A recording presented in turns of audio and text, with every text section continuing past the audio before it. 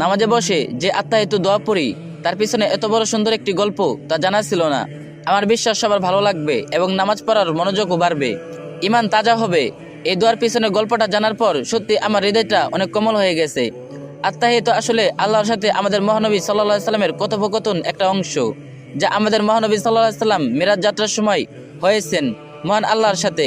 মহানবী সাল্লাল্লাহু আলাইহি সাল্লাম যখন আল্লাহর সাথে কথোপকথন শুরু করে তখন আল্লাহকে আসসালামু আলাইকুম বলেননি, তাহলে কি বলেছিলেন? কারণ আমরা মহান আল্লাহকে বলতে পারবো না আল্লাহ আপনার উপর শান্তি নাজিল হোক, কারণ আল্লাহ নিজেই একমাত্র পৃথিবীর সকল শান্তির এবং রহমতের উৎপস্থিল।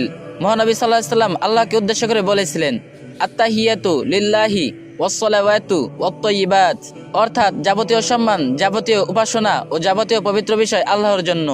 উত্তরে আল্লাহ বলেন, আসসালামু আলাইকা আইয়ুহান নাবিয়্যু ওয়া রাহমাতুল্লাহি ওয়া বারাকাতুহু, অর্থাৎ হে নবী, আপনার উপরে শান্তি বর্ষিত হোক এবং আল্লাহর অনুগ্রহ ও সমবৃদ্ধি সমূহ নাজিল হোক।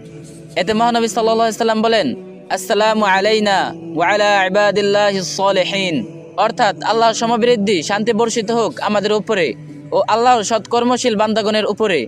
মহান আল্লাহ এবং মহানবী সাল্লাল্লাহু আলাইহি সাল্লাম এই কথোপকথন শুনে ফেরেশতারাও বলেন, আশহাদু আল্লা ইলাহা ইল্লাল্লাহু ওয়া আশহাদু আন্না মুহাম্মাদান আবদুহু ওয়া রাসূলুহু, অর্থাৎ আমি সাক্ষ্য দিচ্ছি যে আল্লাহ ব্যতীত কোনো উপাস্য নেই এবং আমি সাক্ষ্য দিচ্ছি যে মহানবী সাল্লাল্লাহু আলাইহি সাল্লাম তার বান্দা ও রাসূল। সুবহানাল্লাহ। এখন আমি এবং আপনি আত্তাহিয়াতুর গুরুত্ব এবং পিছনের ইতিহাস জানতে পারলাম। এবার একটু চিন্তা করুন তো, এই ভিডিওটি আপনার মাধ্যমে অন্যান্য মানুষেরাও যদি জানে তাহলে তারা এই দোয়ার গুরুত্ব বুঝতে পারবে ইনশাল্লাহ। এই ভিডিওটি অন্য একজনের সাথে শেয়ার করুন যাতে তারাও এই বিষয়গুলো বুঝতে পারে, আর যে যত পারেন কপি লিংক করে দিন।